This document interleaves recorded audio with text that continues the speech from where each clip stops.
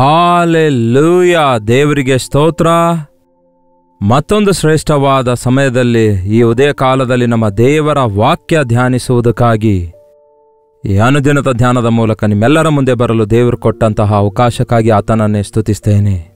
ಬನ್ನಿ, ಹಾಗಾದರೆ ನೀವು ಎಲ್ಲಿಂದಾದರೂ ವೀಕ್ಷಿಸಬಹುದು. ಅಕ್ರಾಸ್ ದ ಗ್ಲೋಬ್ ಎಷ್ಟೋ ಜನಪ್ರಿಯರೇ ಈ ದಿನಮಾನಗಳಲ್ಲಿ ವರ್ಲ್ಡ್ ವೈಡ್ ಆಗಿ ದೇವರ ವಾಕ್ಯವನ್ನು ಅನೇಕ ಜನರು ಕೇಳ್ತಾ ಇದ್ದಾರೆ ಎಂಬುದಾಗಿ, ತಮ್ಮ ತಮ್ಮ ಸ್ವಂತ ಭಾಷೆಗಳಲ್ಲಿಯೂ ಕೂಡ ಕೇಳ್ತಿದ್ದಾರೆಂದು ಕನ್ನಡ ಭಾಷೆ ಮಾತಾಡುವ ಪ್ರಪಂಚದಾದ್ಯಂತ ಇರುವ ಆತ್ಮಿಕರು ತಪ್ಪದೇ ವೀಕ್ಷಿಸುತ್ತಾ ಇದ್ದೀರಿ ಎಂದು ತಿಳಿಯಪಡಿಸುತ್ತಾ ಇದ್ದೀರಿ. ಅದಕ್ಕಾಗಿ ದೇವರನ್ನು ಸ್ತುತಿಸ್ತೇನೆ. ಅಷ್ಟು ಮಾತ್ರವಲ್ಲ, ನೀವು ಕೂಡ ಎಷ್ಟೋ ಆತ್ಮಿಕ ಬಲ ಹೊಂದುತ್ತಾ ಇದ್ದೀರಿ ಎಂದು ತಿಳಿಯಪಡಿಸುತ್ತಾ ಇದ್ದೀರಿ. ಅಷ್ಟು ಮಾತ್ರವಲ್ಲ, ಒಂದು ಸಾರಿ ಕೂಡ ನೀವು ಹೊಂದಿಕೊಳ್ಳುತ್ತಿರುವ ಮೇಲುಗಳ ಕುರಿತು ತಿಳಿಯಪಡಿಸದಿದ್ದರೆ, ನೀವು ವೀಕ್ಷಿಸುತ್ತಾ ಇದ್ದೀರಿ ಎಂಬ ವಿಷಯ ತಿಳಿಸದೇ ಇದ್ದರೆ, ದಯವಿಟ್ಟು ಈ ದಿನವೇ ಒಂದು ವಾಟ್ಸಪ್ ಕಳಿಸಿಕೊಡಿರಿ. 8939731313 ನಂಬರ್ಗೆ. ಇತರ ದೇಶದಿಂದಲೂ ಸಹ ವೀಕ್ಷಿಸುವುದಾದರೆ ಇದೇ ನಂಬರ್ಗೆ ಕಳಿಸಿಕೊಡಿರಿ. ಮಾತ್ರವಲ್ಲ, ಲೈಕ್ ಮಾಡೋದನ್ನು, ಶೇರ್ ಮಾಡೋದನ್ನು ಮರೆಯಬೇಡಿರಿ. ಸಬ್ಸ್ಕ್ರೈಬ್ ಮಾಡಿಕೊಂಡಿದ್ದೀರಾ? ಹಿಂದೆ ಮಾಡಿಕೊಳ್ಳಿರಿ. ಮೇಲಿಂದ ಮೇಲೆ ನಿಮ್ಮೆಲ್ಲರಿಗೆ ದೇವರ ವಾಕ್ಯವನ್ನು ಸಾರಬೇಕೆಂದು ಆಶಿಸುತ್ತಿದ್ದೇವೆ. ಒಂದು ಚಿಕ್ಕ ಪ್ರಾರ್ಥನೆ ಮಾಡಿಕೊಂಡು ಈ ದಿನ ವಾಕ್ಯ ಧ್ಯಾನಿಸೋಣ ಬನ್ನಿ. ಪರಿಶುದ್ಧ ದೇವರೇ, ನಿಮಗೆ ವಂದನೆಗಳು. ನಿಮ್ಮ ಮಾತುಗಳು ನಮ್ಮನ್ನು ಸ್ವಸ್ಥಪಡಿಸುತ್ತವೆ ಎಂದು, ನಮ್ಮ ನಂಬಿಕೆ ಹೆಚ್ಚಿಸುತ್ತವೆ ಎಂದು ನಂಬಿ ಅನುದಿನವೂ ನಿಮ್ಮ ದ್ವಾರದ ಬಳಿಯಲ್ಲಿ ಕಾದುಕೊಂಡಿರುವಂಥವನು ಧನ್ಯನು ಎಂದು ನಿಮ್ಮ ವಾಕ್ಯ ಹೇಳಿದಂತೆ, ನಿಮ್ಮ ವಾಕ್ಯಕ್ಕೋಸ್ಕರ ಆಸೆಯುಳ್ಳಂತಹ ಪ್ರತಿಯೊಬ್ಬರ ಸಂಗಡ ಈ ಸಮಯದಲ್ಲಿ ಮಾತಾಡಿರಿ ಎಂದು ಕ್ರಿಸ್ತನ ನಾಮದಲ್ಲಿ ಬೇಡುತ್ತೇನೆ ತಂದೆಯೇ, ಆಮೇನ್. ನಮ್ಮ ದೇವರು ಅತ್ಯಂತ ಶ್ರೇಷ್ಠನಾದ ದೇವರಾಗಿದ್ದಾರೆ. ಹಾಗಾದರೆ ಏನು ಮಾಡ್ತಾರೆ ಎಂದು ಕೇಳಬಹುದೇನೋ? ಎಲ್ಲವನ್ನೂ ಮಾಡ್ತಾರೆ. ಏನು ಬೇಕಾದರೂ ಮಾಡಬಲ್ಲನು, ನನಗೆ ಅಸಾಧ್ಯವಾದದೊಂದು ಇಲ್ಲ ಎಂಬುದಾಗಿ ಹೇಳಿದ ದೇವರಾಗಿದ್ದಾರೆ. ಮತ್ತೆ ಯಾಕೆ ಕೆಲವರಿಗೆ ಯಾವ ಒಳ್ಳೆ ಕಾರ್ಯಗಳಾಗ್ತಾ ಇಲ್ಲ? ಕೆಲವರ ಜೀವಿತದಲ್ಲಿ ಯಾಕೆ ಅಭಿವೃದ್ಧಿ ಇಲ್ಲ, ಆಶೀರ್ವಾದ ಇಲ್ಲ? ಇನ್ನು ಕೆಲವರು ಯಾಕೆ ಅದೇ ಬಾಧೆಗಳಲ್ಲಿ, ಅದೇ ಶ್ರಮೆಗಳಲ್ಲಿ ಬಿದ್ದವರಾಗಿಯೇ ಇರುತ್ತಿದ್ದಾರೆ? ಯಾಕೆ ಕೆಲವರ ಜೀವಿತ ಹಾಗೆಯೇ ಉಳ್ಕೊಂಡಿದೆ ಎಂದು ಕೇಳುವುದಾದರೆ, ಗಮನ ಕೊಟ್ಟು ಕೇಳಿ ಪ್ರಿಯರೇ, ಅದು ದೇವರಿಂದ ಉಂಟಾದದ್ದಲ್ಲ. ಅದು ನಮ್ಮ ಅಜ್ಞಾನದಿಂದ, ಅಪನಂಬಿಕೆಯಿಂದ, ನಾವು ದೇವರಿಗೆ ವಿರುದ್ಧವಾಗಿ ಪಾಪ ಮಾಡ್ತಿರೋದ್ರಿಂದ. ನೋಡಿ, ಪಾಪದಲ್ಲಿದ್ದವನಿಗೆ ಆಶೀರ್ವಾದಗಳು ಸಿಗೋದಿಲ್ಲ ಪ್ರಿಯರೇ. ಪಾಪ ಶಾಪವಾಗಿದೆ ಪ್ರಿಯರೇ. ನಮ್ಮ ಶಾಪಗಳು ನಮ್ಮನ್ನು ನುಂಗಿಬಿಡುತ್ತವೆ. ಅದಕ್ಕೆ ನಮ್ಮ ಪಾಪಗಳನ್ನು ಯೇಸುವಿನ ಮುಂದೆ ಒಪ್ಪಿಕೊಳ್ಳುವುದಾದರೆ ಅವೆಲ್ಲವುಗಳನ್ನು ಕ್ಷಮಿಸುವುದಕ್ಕಾಗಿ ಅವತ್ತು ಇವತ್ತು ಯಾವತ್ತೂ ಕೂಡ ಯೇಸು ಸಿದ್ಧವಾಗಿಯೇ ಇದ್ದಾರೆ. ಆಯಾ ದಿನಕ್ಕೆ ತಕ್ಕಂತೆ ನಮ್ಮ ಬಲಹೀನತೆ ಯೇಸುವಿನ ಮುಂದೆ ಒಪ್ಪಿಕೊಂಡು ಬಿಟ್ಟು ಬಿಡಬೇಕು. ಪ್ರಾರ್ಥನೆಯಲ್ಲಿ ನಾವು ನಮ್ಮ ಒಂದು ಹೃದಯ ಸ್ಥಿತಿ ದೇವರ ಮುಂದೆ ಹೊಯ್ದುಕೊಳ್ಳುವುದು ಎಷ್ಟೋ ಅವಶ್ಯಕವಾಗಿದೆ ಪ್ರಿಯರೇ. ಅದಕ್ಕೆ ದೇವರ ವಾಕ್ಯ ಕೇಳಬೇಕು. ಕೇಳುವಾಗ ನಮ್ಮ ಸ್ಥಿತಿ ನಾವು ಅರಿತುಕೊಳ್ತೇವೆ. ನಾವೆಲ್ಲಿದ್ದೇವೆಂದು ಗ್ರಹಿಸಿಕೊಳ್ತೇವೆ. ನಾವು ಮಾಡುವುದು ತಪ್ಪೆಂದು ನಾವು ತಿಳಿದುಕೊಳ್ತೇವೆ. ಇದೆಲ್ಲ ದೇವರ ವಾಕ್ಯದ ಬೆಳಕಿನಲ್ಲಿ ಹಾಗೆ ತಿಳಿದುಕೊಳ್ಳುವವರಾಗಿರ್ತೇವೆ. ಯೇಸುಕ್ರಿಸ್ತನು ಎಷ್ಟೋ ಸ್ವಸ್ಥತೆಗಳನ್ನು ಮಾಡಿದ್ದಾರೆ. ಯೇಸುಕ್ರಿಸ್ತನು ಕೇವಲ ಸ್ವಸ್ಥಪಡಿಸುವ ದೇವರು ಮಾತ್ರವಲ್ಲ, ಆತನು ಸ್ವಸ್ಥಪಡಿಸುವ ಶಕ್ತಿಯುಳ್ಳ ಆತನಾಗಿದ್ದಾನೆ. ಕೇವಲ ನಮ್ಮನ್ನು ರೋಗದಿಂದ ಸ್ವಸ್ಥಪಡಿಸುವುದಕ್ಕಾಗಿ ಆತನು ಈ ಲೋಕಕ್ಕೆ ಬರಲಿಲ್ಲ. ಆದರೆ ಆತನು ಸ್ವಸ್ಥತೆಗಳನ್ನು ಕೂಡ ಮಾಡಿದ್ರು, ಮಾಡುತ್ತಲೇ ಇದ್ದಾರೆ. ಆತನ ನಾಮದಲ್ಲಿ ಈ ದಿನಕ್ಕೂ ಕೂಡ ಸ್ವಸ್ಥತೆಗಳಾಗುತ್ತವೆ. ಇಲ್ಲ ಎಂದು ಹೇಳುವವರಿದ್ದಾರೆ, ನಂಬದೇ ಇರುವವರಿದ್ದಾರೆ. ನಂಬಿದವರು ಅದ್ಭುತ ಹೊಂದಿಕೊಂಡು ಸಾಕ್ಷಿಗಳಾಗಿ ಬದುಕುವಂಥವರು ಕೂಡ ಇದ್ದಾರೆ. ನೀವು ನಂಬುವುದಾದರೆ ಅದ್ಭುತ ನೋಡುತ್ತೀರಿ. ಅದೇ ಕ್ರೈಸ್ತೀಯ ಭಕ್ತಿಯ ಸಾರಾಂಶವಾಗಿದೆ. ದೇವರಲ್ಲಿ ನಂಬಿಕೆ ಇಡುವುದಾದರೆ ನೀವು, ನಿಮ್ಮ ಮನೆಯವರು ರಕ್ಷಿಸಲ್ಪಡುತ್ತೀರಿ. ದೇವರಲ್ಲಿ ನಂಬಿಕೆ ಇಡುವುದಾದರೆ ನೀವು ಇಹಲೋಕಕ್ಕೆ ಸಂಬಂಧಪಟ್ಟ ಪ್ರತಿ ಶೋಧನೆಯನ್ನು, ಪ್ರತಿ ಆಟಂಕವನ್ನು ಎದುರಿಸುವವರಾಗಿರ್ತೀರಿ. ನಂಬಿಕೆಯಲ್ಲಿ ಅಭಿವೃದ್ಧಿ ಹೊಂದಬೇಕಾದ್ರೆ ಮತ್ತೆ ಅಲ್ಲಿಗೆ ಬರಬೇಕು. ದೇವರ ವಾಕ್ಯ ಕೇಳುವುದರಿಂದ ನಂಬಿಕೆ ಉಂಟಾಗ್ತದೆ. ದೇವರ ಸನ್ನಿಧಿಯಲ್ಲಿ ಮೊಳಕಾಲೂರಿ ದೇವರ ಸನ್ನಿಧಿಯಲ್ಲಿ ಪ್ರಾರ್ಥಿಸುವುದರಿಂದ ಪರಿಶುದ್ಧಾತ್ಮನು ನಮ್ಮನ್ನು ಅಭಿಷೇಕಿಸಿ ನಮ್ಮ ಮನೋನೇತ್ರಗಳನ್ನು ಬೆಳಗಿಸುವುದರಿಂದ ಕಣ್ಣಿನಿಂದ ನೋಡದೇ ಇರುವವುಗಳನ್ನು ಆಧ್ಯಾತ್ಮಿಕ ದೃಷ್ಟಿಯಿಂದ ನೋಡಿ ಕರ್ತನಲ್ಲಿ ಪರವಶರಾಗುತ್ತೇವೆ, ಆನಂದಿಸುವವರಾಗಿರ್ತೇವೆ. ಒಂದು ಸಂಘಟನೆ ನೋಡೋಣ ಬನ್ನಿ. ಲೂಕನ ಸುವಾರ್ತೆ 5ನೇ ಅಧ್ಯಾಯ 17ನೇ ವಚನದಲ್ಲಿ, ಒಂದಾನೊಂದು ದಿನದಲ್ಲಿ ಆತನು ಉಪದೇಶ ಮಾಡುತ್ತಿರಲು ಗಲಿಲಾಯ ಯೂದಾಯಗಳ ಎಲ್ಲಾ ಗ್ರಾಮಗಳಿಂದಲೂ ಯೆರೂಸಲೇಮಿನಿಂದಲೂ ಬಂದಿದ್ದ ಫರಿಸಾಯರು ನ್ಯಾಯಶಾಸ್ತ್ರಿಗಳು ಆತನ ಹತ್ತಿರ ಕೂತುಕೊಂಡಿದ್ದರು. ಗುಣಮಾಡುವುದಕ್ಕೆ ಕರ್ತನ ಶಕ್ತಿಯು ಆತನಲ್ಲಿ ಇತ್ತು. ಅಂದರೆ ಆತನು ಸ್ವಸ್ಥ ಮಾಡುವುದಕ್ಕಾಗಿ ಶಕ್ತಿ, ದೇವರ ಶಕ್ತಿ ಆತನಲ್ಲಿ ಇದ್ದಿತ್ತು. ಆ ಸಮಯದಲ್ಲಿ ಮನೆ ತುಂಬ ಜನರು ಕೂಡಿ ಬಂದಿದ್ರು. ಅವರಲ್ಲಿ ಅನೇಕರು ರೋಗಿಗಳಾಗಿದ್ರು. ಇನ್ನು ಅನೇಕ ವಿಧವಾದ ವೇದನೆಗಳಲ್ಲಿಯೂ ಸಮಸ್ಯೆಗಳಲ್ಲಿಯೂ ಸಿಕ್ಕಾಕೊಂಡವರು ಕೂಡ ಇದ್ರು. ಕರ್ತನ ಮಾತು ಕೇಳುವುದಕ್ಕಾಗಿ ಆ ದಿನವೂ ಈ ದಿನವೂ ಓಡೋಡಿ ಬರುವಂಥವರು ಅವಶ್ಯಕತೆಯಲ್ಲಿದ್ದವರೇ ಆಗಿದ್ರು. ಬಡವರೇ, ಸಾಮಾನ್ಯರೇ, ಬಾಧೆಗಳನ್ನು ಅನುಭವಿಸುವವರೇ ಆಗಿದ್ರು. ಚದರಿ ಹೋದವರೇ ಆಗಿದ್ರು, ಕುಗ್ಗಿ ಹೋದವರೇ ಆಗಿದ್ರು. ಸ್ವಂತವರು ಯಾರೂ ಇಲ್ಲದೆ, ಆಧರಿಸಲು ದಿಕ್ಕಿಲ್ಲದೆ ಜೀವನದಲ್ಲಿ ವಿರಕ್ತಿ ಹೊಂದಿದವರಾಗಿದ್ರು. ಕರ್ತನ ಪ್ರೀತಿಯಿಂದ ಹಿಡಿಯಲ್ಪಟ್ಟವರಾಗಿದ್ರು. ಆತನ ಪ್ರೀತಿಯಲ್ಲಿ ಸೇರಿಸಲ್ಪಟ್ಟವರಾಗಿದ್ರು. ತಮ್ಮ ಹೃದಯ ತೊಳೆದುಕೊಂಡು ತಮ್ಮ ಜೀವಿತ ಶುದ್ಧಿಪಡಿಸಿಕೊಂಡವರಾಗಿದ್ರು. ಅಷ್ಟಕ್ಕೂ ನೀವು ಯೇಸುವನ್ನು ನಂಬಿದ್ದೇವೆಂದು ಹೇಳ್ತಿದ್ದೀರಲ್ಲವೇ? ನಿಮ್ಮ ಹೃದಯಗಳನ್ನು ಕರ್ತನ ಸನ್ನಿಧಿಯಲ್ಲಿ ಸರಿಪಡಿಸಿಕೊಂಡಿದ್ದೀರಾ? ದೇವರ ಪ್ರೀತಿಯಿಂದ ನಿಮ್ಮ ಹೃದಯ ತುಂಬಲ್ಪಟ್ಟಿದೆಯಾ? ಯೇಸು ಕ್ರಿಸ್ತನು ನನ್ನನ್ನು ಕ್ಷಮಿಸಿದ್ದಾರೆ ಎಂಬ ಧೈರ್ಯ, ದೃಢತೆ ನಿಮಗಿದೆಯಾ? ಪಾಪ ಕ್ಷಮಿಸಲ್ಪಟ್ಟಿವೆ ಎಂಬ ಖಚಿತತೆ ಇಲ್ಲದಿರುವವರೆಗೂ ನಮ್ಮ ಭಕ್ತಿ ಲೋಕ ಸಂಬಂಧವುಳ್ಳದಾಗಿರುತ್ತೆ. ಕ್ರಿಸ್ತನು ನಮ್ಮನ್ನು ಪಾಪದಿಂದ ವಿಮೋಚಿಸುವುದಕ್ಕಾಗಿ ಈ ಲೋಕಕ್ಕೆ ಬಂದಿದ್ದಾರೆ. ಆ ಪಾಪವು ಕೊಡುವ ಸಂಬಳ ಆಗಿರುವ ಮರಣದಿಂದ ತಪ್ಪಿಸುವುದಕ್ಕಾಗಿ ಲೋಕಕ್ಕೆ ಬಂದಿದ್ದಾರೆ. ಆ ಪಾಪ ಫಲಿತವಾದ ರೋಗದಿಂದಲೂ ಕೂಡ ಸ್ವಸ್ಥಪಡಿಸಲು ಬಂದಿದ್ದಾರೆ. ಇವೆಲ್ಲವೂ ಕೂಡ ಇಂಟರ್ಲಿಂಕ್ ಆಗಿವೆ ಪ್ರಿಯರೇ. ಪಾಪ ಮಾಡುವವನು ರೋಗದ ಪಾಲಾಗ್ತಾನೆ. ರೋಗದ ಪಾಲಾದವನು ಆಧ್ಯಾತ್ಮಿಕವಾಗಿ ನಷ್ಟ ಹೋಗ್ತಾನೆ, ಶಾರೀರಿಕವಾಗಿ ಕುಗ್ಗಿ ಹೋಗ್ತಾನೆ. ಯಾವಾಗ ನಾವು ಆಧ್ಯಾತ್ಮಿಕವಾಗಿ ಬಲ ಹೊಂದುತ್ತೇವೋ, ಯಾವಾಗ ನಾವು ದೇವರಲ್ಲಿ ನಂಬಿಕೆಯುಳ್ಳವರಾಗಿರುತ್ತೇವೋ, ನಮ್ಮ ಸ್ಥಿತಿ ನಾವು ಅರಿತುಕೊಳ್ಳುವುದರಿಂದ ನಾವು ಕರ್ತನ ಮುಂದೆ ಬೇಡಿಕೊಳ್ಳುತ್ತೇವೆ. ಏನು ಬೇಕು ಅಂತ ಬೇಡಿಕೊಳ್ಳುತ್ತೇವೆ. ಯೇಸು ಕ್ರಿಸ್ತನು ಅನೇಕರನ್ನು ಸ್ವಸ್ಥಪಡಿಸುವುದಕ್ಕಿಂತ ಮುಂಚೆ ನಿಮಗೆ ಏನು ಬೇಕು ಎಂದು ಕೇಳುತ್ತಾ ಇದ್ರು. ಆ ದಾರಿ ಮಗ್ಗಲಲ್ಲಿರುವಂತಹ ಹುಟ್ಟು ಕುರುಡನು ದಾವೀದ ಕುಮಾರನೇ ಕರುಣಿಸು ಕರುಣಿಸು ಎಂದು ಕೂಗಿದಾಗ ಅವನನ್ನು ಬಾ ಅಂತ ಕರೆದು ನಿನಗೇನ್ ಬೇಕು ಎಂದು ಕೇಳ್ತಾರಲ್ಲವೇ? ಸಾಧಾರಣವಾಗಿ ಕುರುಡರಾಗಿದ್ದವರೆಲ್ಲರನ್ನು ನಾವು ರೋಡ್ ಮೇಲೆ ನೋಡುವಾಗ ಅಂಥವರು ಸಿಗ್ನಲ್ ಹತ್ರ ನಿಂತಿರುವ ನಮ್ಮ ಕಾರ್ ಬಳಿಗೆ ಬಂದು ಕೆಲವೊಂದು ದೊಡ್ಡ ದೊಡ್ಡ ಪಟ್ಟಣಗಳಲ್ಲಿ ಭಿಕ್ಷೆ ಬೇಡ್ತಾ ಇರ್ತಾರಲ್ಲವೇ? ಅಂಥವರಿಗೆ ಏನ್ ಬೇಕಯ್ಯ ಅಂತ ಕೇಳಿದ್ರೆ ಏನ್ ಹೇಳ್ತಾರೆ? ಒಂದು 10 ರೂಪಾಯಿ ಕೊಡು ಅನ್ನುತ್ತಾರೆ ಅಷ್ಟೇ. ಇಲ್ಲವೇ ಇನ್ನೂ ಹೆಚ್ಚು ಆಸೆಯುಳ್ಳವರು ಯಾರಾದರೂ ಇದ್ರೆ 100 ರೂಪಾಯಿ ಕೊಡು ಅಂತ ಕೇಳ್ತಾರೆ. ಇಲ್ಲವೇ ನನಗೊಂದು ಕಪ್ಪು ಕನ್ನಡಕ ಕೊಡಿಸಯ್ಯ, ನಾನು ಕುರುಡನಾಗಿದ್ದೇನೆ, ಕಣ್ಣು ಕಾಣಿಸುವುದಿಲ್ಲ ಅನ್ನುತ್ತಾರಲ್ಲವೇ? ಎಲ್ಲರೂ ನೋಡಿ ಅಸಹ್ಯ ಪಡ್ತಿದ್ದಾರೆ. ಕಪ್ಪು ಕನ್ನಡಕ ಹಾಕೊಂಡ್ರೆ ಕಣ್ಣು ಇವೆಯೋ ಇಲ್ಲವೋ ಎಂದು ಯಾರಿಗೂ ಗೊತ್ತಾಗಲ್ಲ. ಇಲ್ಲವೇ ನನ್ನ ಕೈಗೆ ಒಂದು ಕೋಲ್ ಕೊಡಿಸಿರಯ್ಯ, ಬೆಲ್ಲಿರುವಂತಹ ಕೋಲ್, ಅದನ್ನು ಬಾರಿಸಿಕೊಂಡು ಬರ್ತೇನೆ. ಇದನ್ನ ಅದನ್ನೇ ಕೇಳ್ತಿದ್ದಾರೆ. ಭಿಕ್ಷೆ ಕೊಡೋಯ್ಯ ಅಂತ ಕೇಳ್ತಿದ್ದಾರೆ. ಹಾಗೆ ನಾವು ಕೂಡ ಕರ್ತನ ಬಳಿಗೆ ಬಂದಾಗ ಏನ್ ಬೇಡಿಕೊಳ್ತಿದ್ದೇವೆ? ಏನಾಗಿದೆ ನಮ್ಮ ಕೊರತೆ ಎಂದು ತಿಳಿದುಕೊಳ್ಳುವುದಾದರೆ ಅದಕ್ಕೆ ತಕ್ಕಂತೆ ಬೇಡಿಕೊಳ್ತೇವೆ. ಕೊರತೆ ನೀಗಿಸುವ ದೇವರಾಗಿದ್ದಾರೆ, ನಮ್ಮನ್ನು ತಳ್ಳಿ ಹಾಕುವ ದೇವರಲ್ಲ.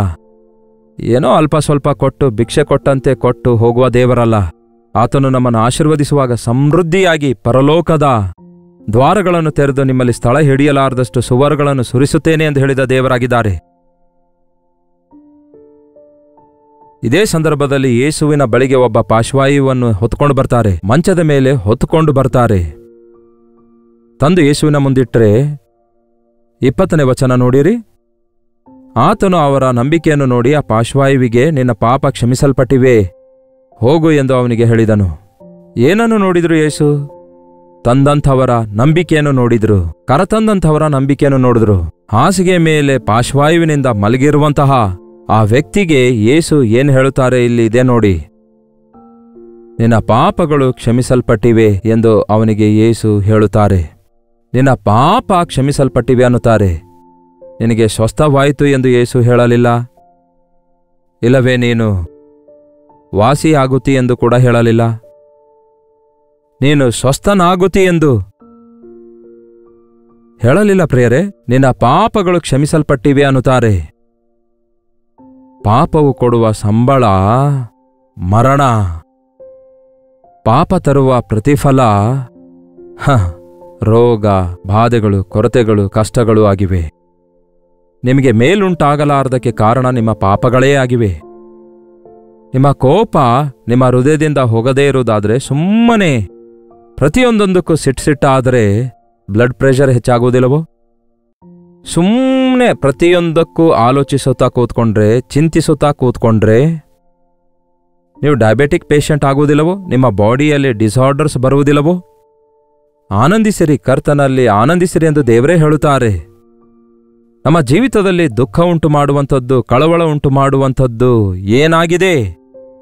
ಯಾವ ವಿಷಯದಲ್ಲಿ ನಾವು ಕಳವಳಗೊಳ್ಳುತ್ತಿದ್ದೇವೆ ಎಂದು ಗ್ರಹಿಸಿಕೊಳ್ಳುವುದಾದರೆ, ಆ ವಿಷಯವನ್ನು ಕರ್ತನೊಂದಿಗೆ ಹೇಳಿಕೊಳ್ಳುವುದಾದರೆ, ಆತನು ನಮ್ಮನ್ನು ಬಿಡಿಸುವುದಕ್ಕಾಗಿ, ನಾವು ಕಳೆದುಕೊಂಡ ಆನಂದ ಕೊಡುವುದಕ್ಕಾಗಿ ಆತನು ಯಾವಾಗಲೂ ಸಿದ್ಧವಾಗಿದ್ದಾನೆ. ಆಶೀರ್ವಾದ ಅನ್ನುವಾಗ ಮನೆಗಳಲ್ಲ, ಕೊಂಡುಕೊಳ್ಳುವ ಮನೆಯೇ ದಿವ್ಯ ದಾನಗಳಲ್ಲ. ನಮಗೆ ಆಶೀರ್ವಾದಗಳು, ದಿವ್ಯ ದಾನಗಳು ಬೇಕು ಅಂದಾಗ ಆಸ್ತಿಪಾಸ್ತಿಗಳಲ್ಲ ಪ್ರಿಯರೇ. ಹೃದಯದಲ್ಲಿನ ನೆಮ್ಮದಿ, ಪ್ರಶಾಂತತೆಯಾಗಿದೆ. ಸೊಲೊಮೋನನು ಹೇಳ್ತಾನೆ, ಹೊಟ್ಟೆ ತುಂಬ ಯಾವನಾದರೂ ಊಟ ಮಾಡಿ ನಿದ್ದೆ ಮಾಡಿದ್ರೆ ಅವನಿಗೆ ಮೀರಿದವನು ಯಾರೂ ಇಲ್ಲ ಅಂತೆ. ಅದು ಕೋರಿಕೊಳ್ಳುವುದಕ್ಕಾಗಿಯೂ ನೋಡುವುದಕ್ಕಾಗಿಯೂ ಅಪೇಕ್ಷಿಸತಕ್ಕದಾಗಿದೆ. ಈ ದಿನ ನಮ್ಮಲ್ಲಿ ಅನೇಕರು ಹಾಗೇ ಉಳ್ಕೊಳ್ತಿದ್ದೇವೆ. ಅದೇ ಪರಿಸ್ಥಿತಿಗಳಲ್ಲಿ, ಅದೇ ಅನಾರೋಗ್ಯಗಳಲ್ಲಿ, ಅದೇ ಕುಟುಂಬ ಸಮಸ್ಯೆಗಳು, ಅದೇ ಆರ್ಥಿಕ ತೊಂದರೆಗಳು. ಯಾಕೆ ಕರ್ತನು ಕೊಡುವಂತಹ ಕ್ಷಮಾಪಣೆಯನ್ನು ಹೊಂದಿಕೊಳ್ಳಬಾರದು? ತಾತ್ಕಾಲಿಕ ದಿವ್ಯ ದಾನ ಹೊಂದಬೇಕೆಂದು ಆಶಿಸುತ್ತಿದ್ದೇವೆ ಹೊರತು ಪರಿಪೂರ್ಣವಾದ ಸ್ವಸ್ಥತೆ ಕೊಡುವಂತಹ ದೇವರ ಮೇಲೆ ನಂಬಿಕೆ ಇಡುತ್ತಾ ಇಲ್ಲ. ನಿಮ್ಮನ್ನು ಸ್ವಸ್ಥಪಡಿಸುವಂತಹ ಯೆಹೋವನು ನಾನೇ ಅಂದಿದ್ದಾರೆ ದೇವರು.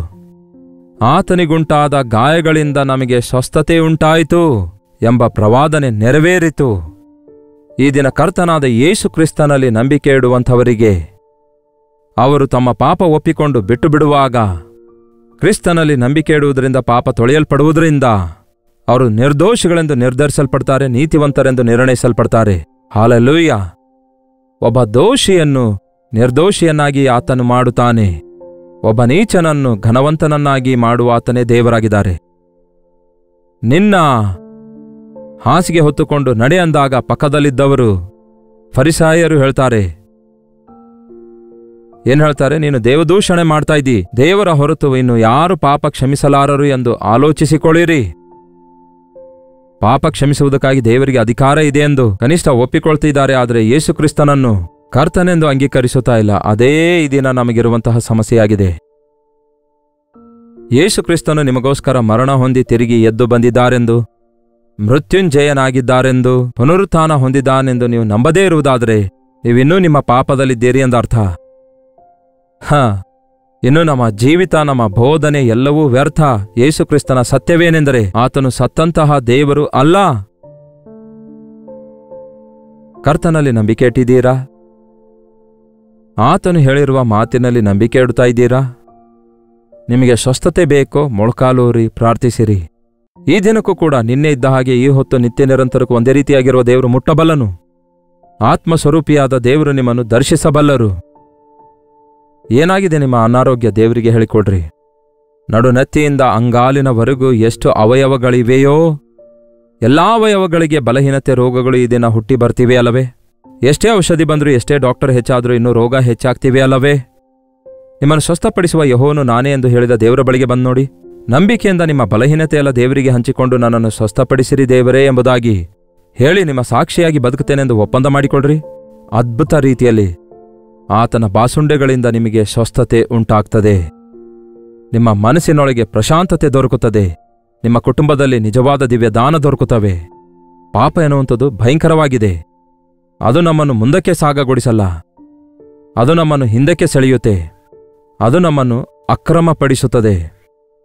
ದೇವರ ನೀತಿಯನ್ನು ಬಿಟ್ಟು ಬಿಟ್ಟಂಥವನು ಸ್ವಾನೀತಿ ಮೇಲೆ ಆಧಾರಗೊಂಡವನು ದೇವರ ಸನ್ನಿಧಿಯನ್ನು ಕಳೆದುಕೊಳ್ತಾನೆ.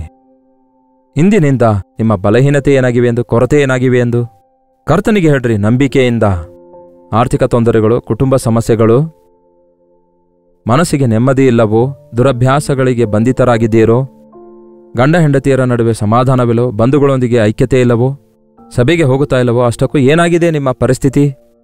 ಯಾಕೆ ಮೇಲಿಂದ ಮೇಲೆ ನೀವು ಕುಗ್ಗಿ ಹೋಗುತ್ತಾ ಇದ್ದೀರಿ? ಯಾಕೆ ನೀವು ಬಿದ್ದು ಹೋಗುತ್ತಾ ಇದ್ದೀರಿ?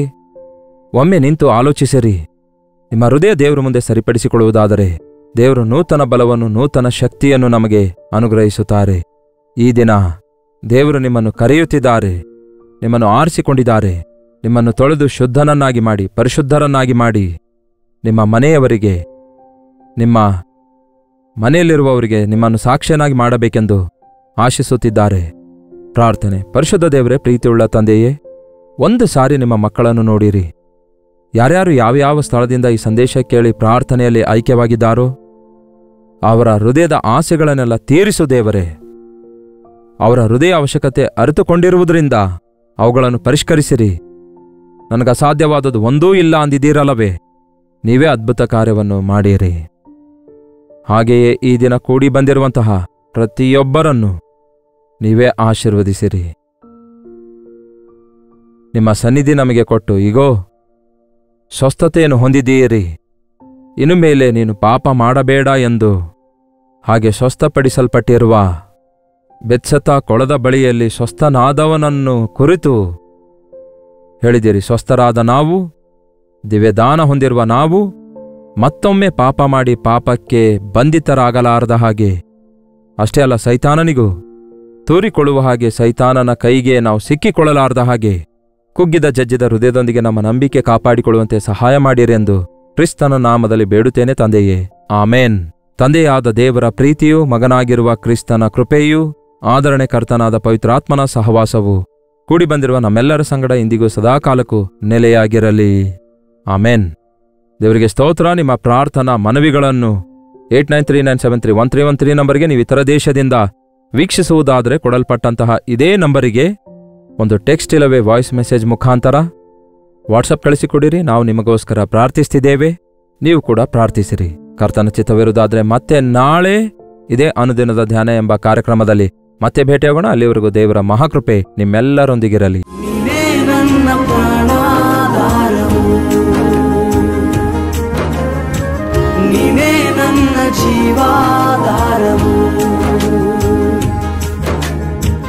ನೀನೇ ನನ್ನ ಪ್ರಾಣಾಧಾರವು,